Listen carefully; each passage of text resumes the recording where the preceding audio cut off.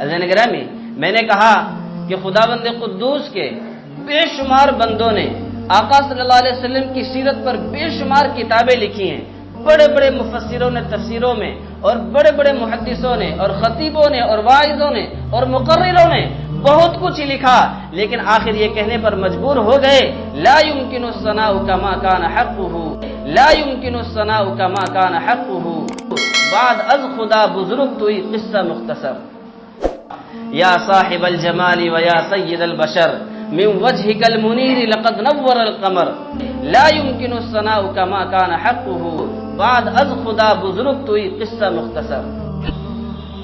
خداوند قدوس کو آقا صلی اللہ علیہ وسلم کو پیدا کرنا مقصود تھا، دنیا کے اندر بھیجنا مقصود تھا، تو خداوند قدوس نے پوری کائنات کو پیدا فرمایا۔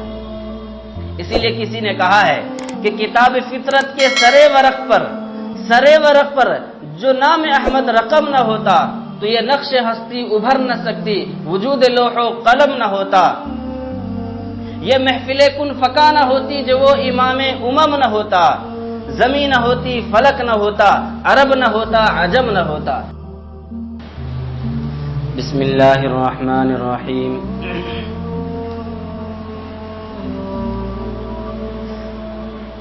الحمد للہ رب العالمین، والصلاة والسلام على سید الانبیاء والمرسلین وعلى آلہ واصحابہ اجمعین، اما بعد، فاعوذ باللہ من الشیطان الرجیم، بسم اللہ الرحمن الرحیم۔ لقد كان لكم في رسول الله أسوة حسنة، صدق الله العظيم۔ قال رسول الله صلى الله عليه وسلم: لا يؤمن أحدكم حتى أكون أحب إليه من والده وولده والناس أجمعين، أو كما قال عليه الصلاة والسلام۔ ایک مرتبہ درود شریف پڑھ لیجئے۔ اللہم صلی علی محمد وعلی آل محمد کما صلیت علی ابراہیم وعلی آل ابراہیم انک حمید مجید۔ اللہم بارک علی محمد وعلی آل محمد کما بارکت علی ابراہیم وعلی آل ابراہیم انک حمید مجید۔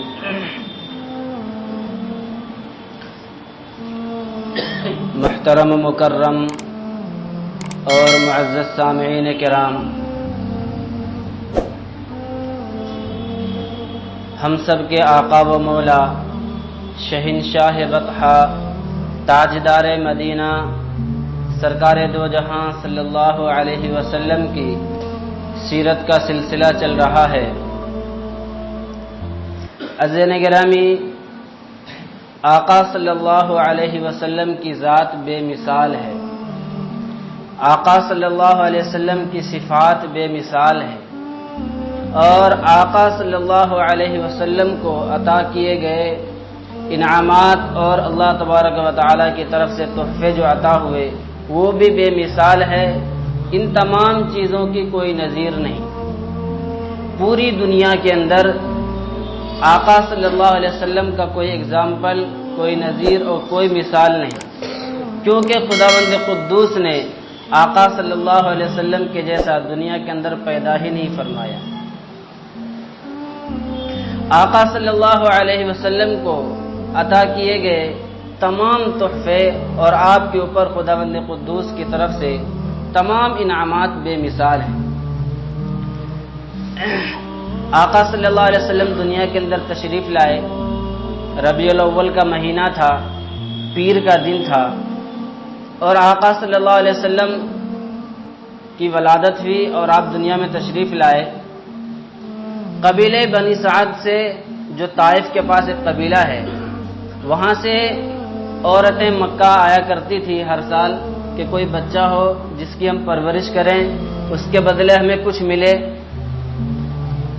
جب جس سال آقا صلی اللہ علیہ وسلم دنیا میں تشریف لائے، ایک قافلہ جو ہے عورتوں کا مکہ آیا، اور انہی کے ساتھ حضرت حلیمہ سعدیہ رضی اللہ عنہا بھی تشریف لائیں۔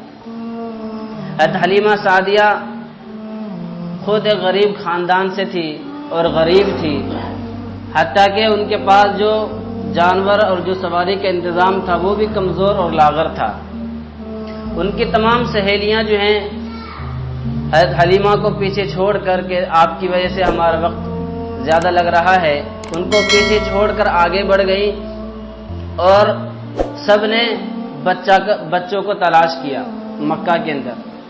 آقا صلی اللہ علیہ وسلم کے پاس جو بھی عورتیں آتی تو یوں پوچھتی کہ اس کے والد زندہ ہیں یا نہیں، تاکہ جب والد زندہ ہیں بچے کی پرورش کریں گے تو کچھ نہ کچھ ہمیں ملے گا۔ جب خبر ملتی کہ نہیں ان کے والد نہیں ہیں، چونکہ آقا صلی اللہ علیہ وسلم کی ولادت سے 3 مہینہ قبل حضرت عبداللہ کا انتقال ہو گیا تھا مدینہ منورہ کے اندر، تو عورتیں جو ہیں آقا صلی اللہ علیہ وسلم کو چھوڑ کر چلی جاتی۔ اتنے میں آخرکار حضرت حلیمہ سعدیہ رضی اللہ عنہا تشریف لائی اور آپ نے دیکھا کہ مکے کے اندر کوئی بچے تو بچے نہیں، کوئی بچہ ہے نہیں، آخر کیا کریں؟ انہوں نے اپنے شوہر اور اپنے خاوند سے مشورہ کیا کہ آخر خالی ہاتھ جانا بہتر نہیں، کیوں نہ ہم اس یتیم کو ہی لے لیں اور ان کو اپنے ساتھ لے کر چلیں۔ عزیزان گرامی، آقا صلی اللہ علیہ وسلم کو انہوں نے لیا اور لے کر نکلے، اور پھر خداوند قدوس کی طرف سے انعامات اور برکات کی بارشیں شروع ہو گئی۔ حلیمہ سعدیہ رضی اللہ عنہا کا بیان ہے کہ جب میں اس کو لے کر چلی تو جو سہیلیاں میرے ساتھ آئی ہوئی تھی، جو بچہ لے کر نکل چکی تھی، میری سواری کے اندر وہ جان اور وہ قوت پیدا ہوئی کہ ان تمام سواریوں کو اس سواری نے پیچھے چھوڑ دیا۔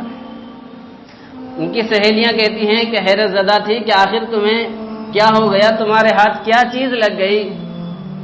بالآخر حضرت حلیمہ سعدیہ آپ صلی اللہ علیہ وسلم کو لے کر گھر پہنچی، اور گھر جب پہنچی تو انوار و برکات کا ظہور ہو گیا۔ بیمار اونٹنی تھی، اس کے اندر جان پیدا ہو گئی، جو دودھ نہیں دے سکتی تھی، آقا صلی اللہ علیہ وسلم کے انوار و برکات کا ظہور ایسا ہوا کہ ان اونٹنیوں نے دودھ دینا شروع کر دیا۔ بہرحال دن گزرتے گئے، آقا صلی اللہ علیہ وسلم کی پرورش ہوئی تو عجیب انداز میں ہوئی۔ سیرت کی کتابوں کے اندر لکھا ہے کہ جب آپ صلی اللہ علیہ وسلم 6 مہینے کے تھے تو سال بھر کے معلوم ہوتے تھے، اور جب آپ کی عمر 1 سال کی ہوئی تو آپ 2 سال کے معلوم ہوتے تھے۔ آپ صلی اللہ علیہ وسلم نے جب آنکھیں کھولی اور ہوش سنبھالا تو آپ نے دیکھا، آپ نے اپنی والدہ سے یعنی حضرت حلیمہ سے پوچھا کہ ہمارے بھائی جو رضائی بھائی عبداللہ ہیں وہ کہاں جاتے ہیں؟ تو حضرت حلیمہ نے کہا کہ وہ بکریاں چرانے جاتے ہیں۔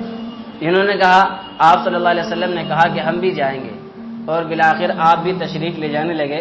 ایک دن کا واقعہ ایسا ہوا کہ آسمان سے 2 فرشتے آئے۔ آقا صلی اللہ علیہ وسلم کا شق صدر 4 مرتبہ ہوا ہے۔ ایک ہوتا ہے شرح صدر۔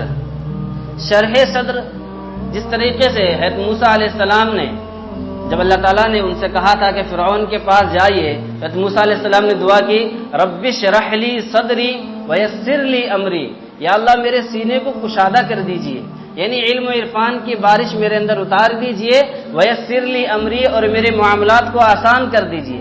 ایک ہوتا ہے شرح صدر، ایک ہوتا ہے شق صدر، یعنی سینہ کو کھولنا۔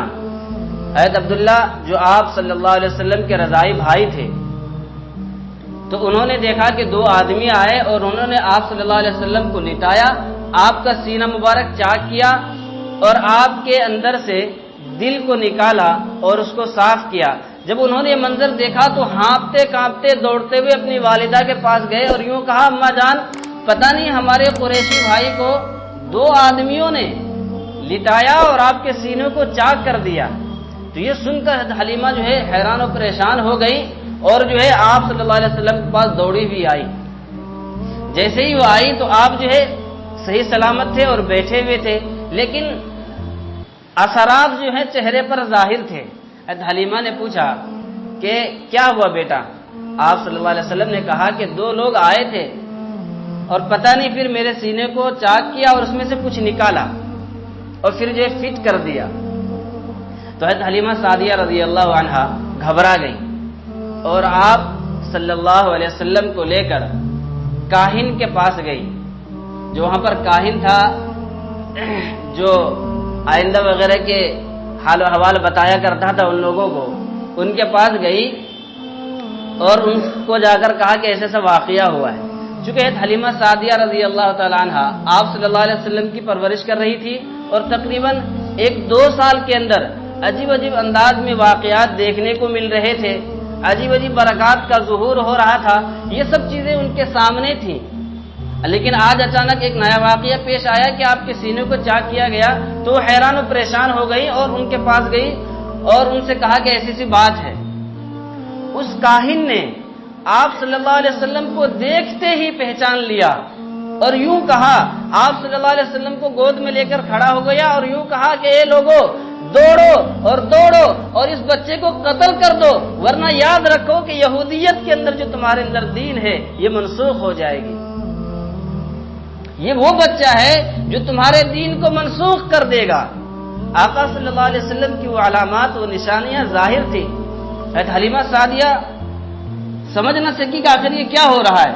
آپ نے اس کے ہاتھ سے بچہ لیا، آپ صلی اللہ علیہ وسلم کو لیا اور کہا کہ تو اپنے دماغ کا علاج کرا، تو ادھر جا، اور لے کر آپ صلی اللہ علیہ وسلم کو آ گئی. بہرحال آقا صلی اللہ علیہ وسلم کا شق صدر 4 مرتبہ ہوا. ایک تو بچپنے میں، ایک جوانی کی عمر میں، اور ایک جو ہے آپ صلی اللہ علیہ وسلم پر جب وحی پہلی نازل ہوئی غار حرا میں اس وقت، اور ایک مرتبہ جو ہے معراج کے واقعے میں. بہرحال 4 مرتبہ شق صدر ہوا. بتلانا یہ ہے کہ آقا صلی اللہ علیہ وسلم کے جیسا اللہ تبارک و تعالیٰ نے دنیا کے اندر مخلوق کو پیدا ہی نہیں فرمایا. خداوند قدوس کو آقا صلی اللہ علیہ وسلم کو پیدا کرنا مقصود تھا، دنیا کے اندر بھیجنا مقصود تھا، تو خداوند قدوس نے پوری کائنات کو پیدا فرمایا. اسی لیے کسی نے کہا ہے کہ کتاب فطرت کے سرے ورق پر جو نام احمد رقم نہ ہوتا تو یہ نقش ہستی ابھر نہ سکتی، وجود لوح و قلم نہ ہوتا. یہ محفل کن فکا نہ ہوتی جو وہ امام امم نہ ہوتا. زمین نہ ہوتی، فلک نہ ہوتا، عرب نہ ہوتا، عجم نہ ہوتا. خداوند قدوس نے آقا صلی اللہ علیہ وسلم کو پیدا فرمایا.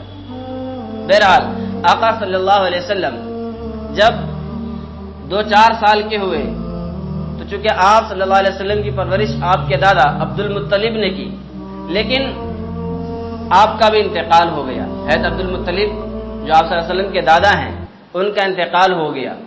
تو آپ صلی اللہ علیہ وسلم آپ کے چچا ابو طالب کی کفالت میں آ گئے. حضرت ابو طالب کی کفالت میں آ گئے جو حضرت علی رضی اللہ تعالیٰ عنہ کے ابو ہیں. حضرت علی رضی اللہ تعالیٰ عنہ کے ابو ابو طالب ان کی کفالت میں آ گئے. عجیب واقعات ہیں. آقا صلی اللہ علیہ وسلم کی عمر 13 سال ہے. 13 سال کی عمر ہے. حضرت ابو طالب ملک شام جو ہے تجارت کی غرض سے گئے تو اپنے بھتیجے کو ساتھ میں لیا. آقا صلی اللہ علیہ وسلم کو ساتھ میں لیا اور ایک مقام پر ٹھہر ہوا اور وہاں پر ٹھہرے، اور پورا قافلہ جب وہاں پر ٹھہرا تو آپ صلی اللہ علیہ وسلم کے ساتھ عجیب و غریب برکات کا ظہور ہوا. اور تورات کا عالم جس کو بحیرہ راہب کہا جاتا تھا، بڑا عالم تھا تورات کا، اس نے آقا صلی اللہ علیہ وسلم کی ادائیں دیکھی اور آقا صلی اللہ علیہ وسلم کو اس نے پہچان لیا.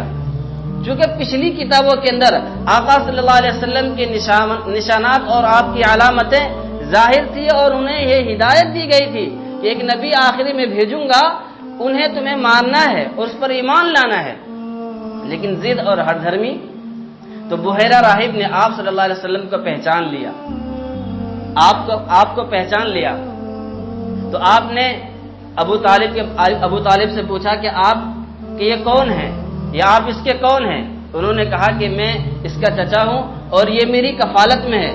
تو اس بحیرہ راہب نے کہا کہ آپ کو معلوم ہے یہ معمولی بچہ نہیں ہے، میں بہت دیر سے دیکھ رہا ہوں کہ یہ بچہ جب بھی دھوپ کے اندر نکلتا ہے تو بادل اس کے اوپر سایہ کرتے ہیں، اور میں دیکھ رہا ہوں کہ جس درخت کے نیچے تمہارا قافلہ ٹھہرا ہوا ہے کہیں چھاؤں نہیں ہے، یہ بچہ ادھر سائیڈ میں بیٹھا ہے تو درخت کے پتے اس کی طرف جھک کر کے سایہ کر رہے ہیں. یہ معمولی بچہ نہیں ہے، یہ وہ بچہ ہے جس کی نشانی اور جس کی علامت میں اپنی تورات اور انجیل وغیرہ میں دیکھتا ہوں. آپ اس بچے کو آگے لے کر نہ جائیں، اگر آپ اس کو آگے لے کر گئے تو یہودی جو اس کو قتل کر دیں گے. یہ وہ بچہ ہے جو یہودیت کو منسوخ کرے گا، یہ وہ بچہ ہے جو آخری نبی ہوگا اور جس کی علامتیں کتابوں کے اندر موجود ہیں. بہرحال ابو طالب نے، چونکہ وہ بھی دیکھ رہے تھے، 12 سال کی عمر ہو گئی، وہ بھی دیکھ رہے تھے کہ بچے کے ساتھ عجیب و غریب ظہور و برکات ہو رہے ہیں، انوار و برکات کی ظہور ہو رہے ہیں، تو انہوں نے اس کو آپ صلی اللہ علیہ وسلم کو وہیں سے واپس کر دیا۔ بہرحال خداوند قدوس نے آقا صلی اللہ علیہ وسلم کے جیسا پوری کائنات میں پیدا ہی نہیں فرمایا۔ عزیزان گرامی، میں نے کہا کہ خداوند قدوس کے بے شمار بندوں نے آقا صلی اللہ علیہ وسلم کی سیرت پر بے شمار کتابیں لکھی ہیں، بڑے بڑے مفسروں نے تفسیروں میں، اور بڑے بڑے محدثوں نے اور خطیبوں نے اور واعظوں نے اور مقرروں نے بہت کچھ لکھا، لیکن آخر یہ کہنے پر مجبور ہو گئے لا يمكن الثناء كما كان حقه، لا يمكن الثناء كما كان حقه بعد از خدا بزرگ توئی قصہ مختصر۔ شیخ سعدی رحمۃ اللہ نے کہا یا صاحب الجمال و یا سید البشر من وجهك المنیر لقد نور القمر، اے آقا صلی اللہ علیہ وسلم، اے جمال والے اور اے انسانوں کے سردار، اے انسانوں کے سردار، آپ کے چہرے کی روشنی سے چاند کو روشنی ملی ہے۔ اور پھر یوں کہا لا يمكن الثناء كما كان حقه، آپ کی تعریف آپ کے حق کے مطابق کوئی کر ہی نہیں سکتا، بس خلاصہ یہ ہے کہ بعد از خدا بزرگ توئی قصہ مختصر، خداوند قدوس کے بعد اگر کوئی ذات، کوئی ہستی ایسی ہے، وہ آپ کی ذات اور آپ کی ہستی ہے۔ عزیزان گرامی، آقا صلی اللہ علیہ وسلم کو خداوند قدوس نے جو معجزات عطا فرمائے، آپ دیکھ لیں، پھر آپ صلی اللہ علیہ وسلم تقریباً 40 سال اپنی قوم کے اندر رہے، 40 سال اپنی قوم کے اندر رہے، پھر 41ویں سال کے پہلے دن اللہ تبارک و تعالیٰ نے آپ کو نبی بنایا۔ آقا صلی اللہ علیہ وسلم کو خداوند قدوس نے جو بھی چیزیں عنایت فرمائی ہیں وہ بے نظیر ہیں، اس کی کوئی نظیر ہی نہیں مل سکتی۔ آقا صلی اللہ علیہ وسلم کو خداوند قدوس نے بے شمار معجزات عطا فرمائے۔ معجزہ کہتے ہیں، معجزہ یہ اسم فاعل کا صیغہ ہے، باب افعال سے اسم فاعل کا صیغہ ہے، عربی زبان کا لفظ ہے معجزہ۔ اس کا معنی آتا ہے عاجز کر دینا، عاجز کرنے والا، معجزہ عاجز کرنے والا۔ معجزہ کہتے کس کو ہیں؟ معجزہ کہتے ہیں کہ اللہ تبارک و تعالی اپنے نبیوں کے ذریعے اور اپنے نبیوں کے ہاتھ پر ایسی باتیں ظاہر کر دیتا ہے کہ جو عام عقل انسانی میں وہ بات نہیں آ سکتی، اور کوئی دوسرا آدمی وہ کام نہیں کر سکتا۔ اگر ایسا کام کوئی کام انبیاء علیہ السلام کر دے، اس کو معجزہ کہتے ہیں اللہ تبارک و تعالی نے۔ اور چونکہ یہ جو ہوتا ہے یہ دلیل ہوتی ہے، نبوت کی دلیل ہوتی ہے۔ انبیاء علیہ السلام کو اللہ تعالیٰ نے اپنی قوم میں بھیجا، اور جب نبی نے کھڑے ہو کر یوں کہا کہ بھائی خداوند قدوس نے مجھے نبی بنایا ہے، مجھے نبی بنایا ہے، اور تم لوگوں کی ہدایت کے لیے، تمہاری گائیڈنگ کے لیے، میں تمہاری رہنمائی کے لیے اللہ تعالیٰ نے مجھے چنا ہے، تو لوگ فوراً مطالبہ کرتے کہ آپ اگر نبی ہیں تو کوئی ایسی چیز دکھلائے کہ جس کے آگے ہم بے بس اور عاجز ہو جائیں۔ تو پھر انبیاء علیہ السلام کو اللہ تعالیٰ جو نبوت کی دلیل یعنی معجزہ عطا فرماتے وہ دکھلایا کرتے تھے۔ مثلا حضرت موسیٰ علیہ السلام کو اللہ تعالیٰ نے نبی بنایا، اور یوں کہا کہ اذهب الى فرعون انه طغى، آپ فرعون کے پاس جائیے، وہ بڑا سرکش اور نادان ہو گیا ہے اور سرکشی کر رہا ہے۔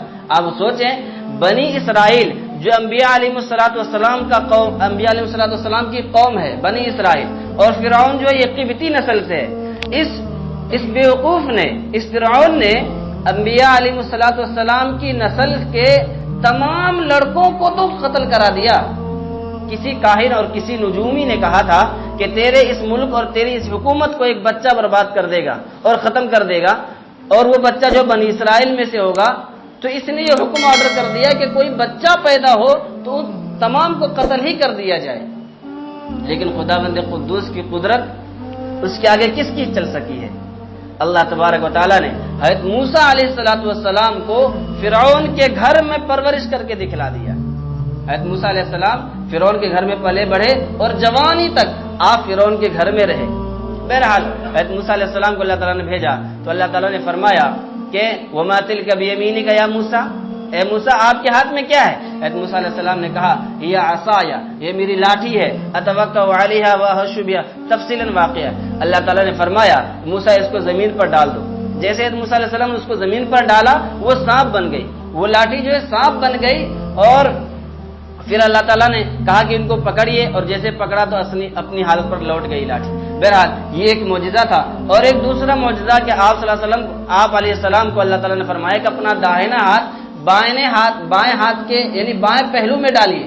جب آپ نے ڈالا تو وہ ہاتھ جو ہے روشن ہو گیا, اس کے اندر سے لائٹنگ آنے لگی, روشنی ظاہر ہونے لگی. اب ظاہر سی بات ہے ہر آدمی کے ہاتھ سے تو ایسا نہیں ہو سکتا. اگر کوئی آدمی اپنا ہاتھ بائیں ہاتھ میں ڈال کر نکالے تو روشن تو نہیں ہو سکتا. حضرت موسیٰ علیہ السلام کو اللہ تعالیٰ نے یہ 2 معجزے عطا فرمائے اور کہا جائیے فرعون کے پاس. آپ وہاں گئے اور آپ نے دعوت دی اور خداوند قدوس کی طرف سے جو حکام ملا آپ نے پہنچایا. تو فرعون نے چونکہ آپ نے معجزہ دکھایا تو فرعون سمجھ بیٹھا کہ یہ تو جادوگر ہے, یہ تو جادوگر ہے. اور پورے ملک کے اندر اس نے بڑے بڑے جادوگروں کو جمع کیا اور ایک دن مقرر ہوا اور ایک بڑے میدان کے اندر ایک میلہ کے دن جو ہے ایک تمام جادوگر جمع ہوئے. آپ علیہ الصلوۃ والسلام بھی وہاں گئے اور تمام جادوگروں نے رسیاں وغیرہ جو اس زمانے کے اندر مشہور جو جادوگری تھی وہ سانپ وغیرہ کی تھی, تو انہوں نے جو ہے اپنے رسیاں وغیرہ ڈالی. حضرت موسیٰ علیہ السلام نے جیسے ہی لاٹھی ڈالی زمین پر, وہ لاٹھی تمام رسیوں کو نگل گئی. یہ حقیقت خداوند قدوس کے بندے جو جادوگر آئے تھے ان پر یہ حقیقت ظاہر ہو گئی کہ یہ جادو نہیں ہے. انہوں نے سمجھ لیا اور انہوں نے دیکھا آنکھوں سے, چونکہ وہ خود جادوگر تھے. جب انہوں نے دیکھا کہ یہ جادو نہیں ہے, یہ تو کوئی اور ہی طاقت ہے, تو تمام کے تمام سجدے میں گر گئے. القی السحرۃ ساجدین قالوا آمنا برب العالمین ورب موسیٰ وہارون. ان جادوگروں نے کہہ دیا کہ ہم تو خدا موسیٰ اور ہارون کے رب پر ایمان لے آئے. بہرحال لیکن فرعون نہیں مانا. بہرحال اس طرح کی باتیں خداوند قدوس نے آقا صلی اللہ علیہ وسلم کو بے شمار معجزات عطا فرمائے. بلکہ شیخ سعدی رحمۃ اللہ علیہ نے یہ کہا کہ حسن یوسف دم عیسیٰ ید بیضا داری آنچے خوبا ہما دارند تو تنہا داری. جتنی صفتیں اور جتنے معجزات دیگر انبیاء علیہ السلام کو اللہ تعالیٰ نے عطا فرمائے وہ تمام کے تمام آپ کو اللہ تعالیٰ نے عطا فرمائے, بلکہ ان سے زیادہ عطا فرمائے.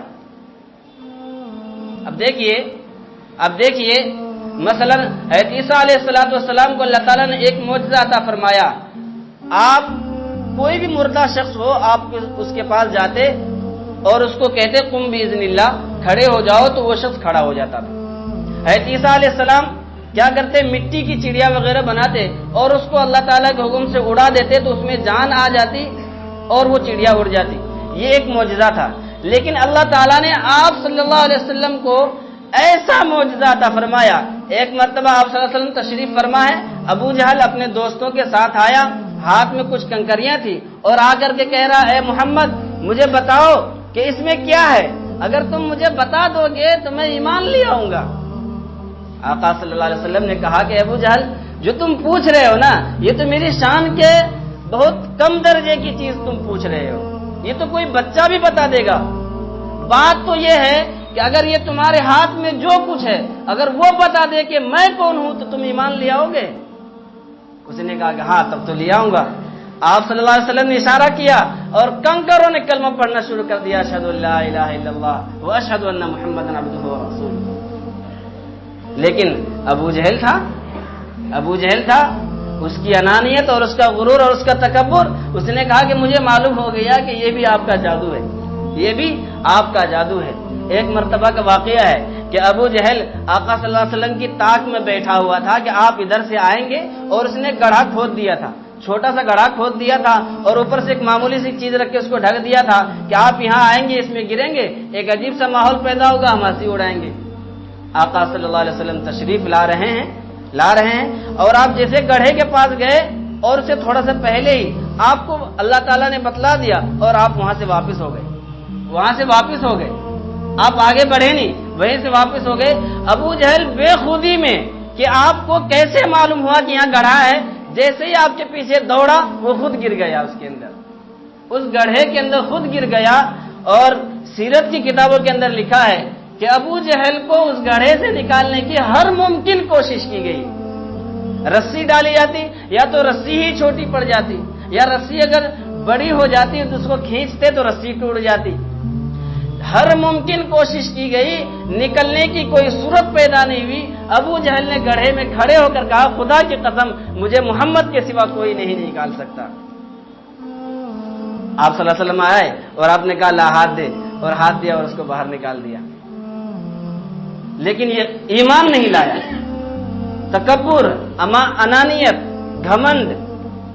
عزیزان گرامی، مکہ کا مشہور پہلوان، آپ نے بہت مشہور واقعہ ہے، خداوند قدوس نے آقا صلی اللہ علیہ وسلم کو بے شمار معجزات عطا فرمائے، بے شمار معجزات عطا فرمایا. آپ کتابوں کے اندر دیکھیں، سیرت کا مطالعہ کریں تو ہمیں معلوم ہوگا.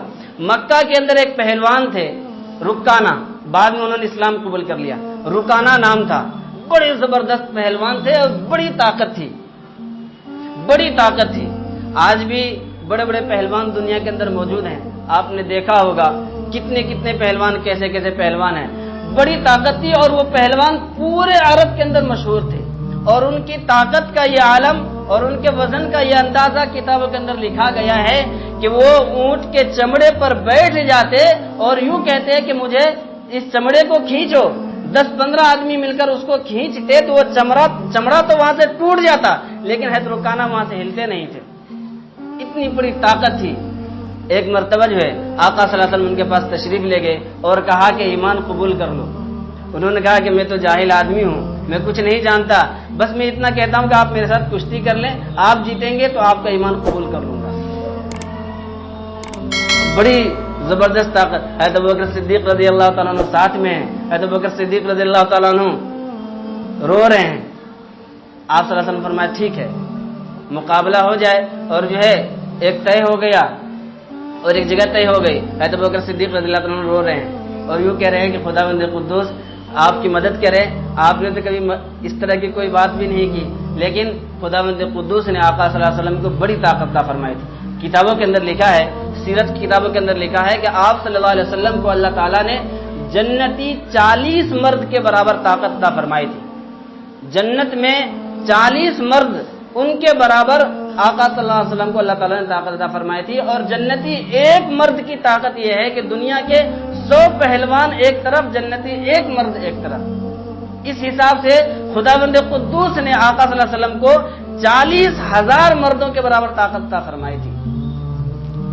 آپ وہاں تشریف لے گئے اور حضرت رکانہ چونکہ پورے عرب میں مشہور تھے اور انہوں نے پہل کی اور خداوند قدوس کے حکم سے آقا صلی اللہ علیہ وسلم نے ان کو ہاتھ میں اٹھایا اور گود میں اور ہاتھ میں نچا کر کے زمین پر رکھ دیا، بڑے پیار سے رکھ دیا. ان کو یقین نہیں ہوا اور کھڑے ہو گئے اور یوں کہا یہ کیسے ہو سکتا ہے؟ پورے عرب کے اندر میری بہادری کا چرچا ہے، میرے برابر کوئی نہیں. یہ نہیں ہوا. دوبارہ پھر ایک مرتبہ ہوا، خداوند قدوس کے حکم سے آپ صلی اللہ علیہ وسلم نے دوبارہ پھر حضرت رکانہ کو بڑے پیار سے اٹھایا اور جو چت کر کے زمین پر لٹا دیا. حضرت رکانہ کو سمجھ میں آ گیا، چونکہ خداوند قدوس جس کے اندر توفیق ہو، طلب ہو اور جو نیک ہو اور نیکی کو پسند کرتے ہو، خداوند قدوس انہیں ہدایت دیتے ہیں. حضرت رکانہ کو سمجھ میں آ گیا کہ یہ طاقت کوئی اور ہی طاقت ہے اور پھر انہوں نے فوراً اسلام قبول کیا. بڑے صحابی ہوئے ہیں، بہت مشہور صحابی ہوئے ہیں. ہمیں خداوند قدوس اللہ تبارک و تعالیٰ سے دعا ہے کہ اللہ تعالیٰ ہم سب کو آقا صلی اللہ علیہ وسلم کی سیرت پر چلنے کی توفیق عطا فرمائے، آقا صلی اللہ علیہ وسلم کا شیدائی اور آپ صلی اللہ علیہ وسلم کا جانثار بنائے. عزیزان گرامی، آقا صلی اللہ علیہ وسلم کو اللہ تعالیٰ نے بے شمار صحابہ کرام کا، تقریباً 1.25 لاکھ صحابہ کرام کو مجمع دیا تھا. وہ مجمع دیا تھا کہ تمام کے تمام صحابہ کرام آپ کے صرف ایک حکم کے منتظر تھے اور اپنی جان بھی نچھاور کر دیتے تھے. اللہ تعالیٰ ہم سب کو آقا صلی اللہ علیہ وسلم اور صحابہ کرام کی نقش قدم پر چلائے. آمین. وآخر دعوانا الحمدللہ رب العالمین. سبسکرائب کریں نوشیروان قاسمی اسلامک ورلڈ.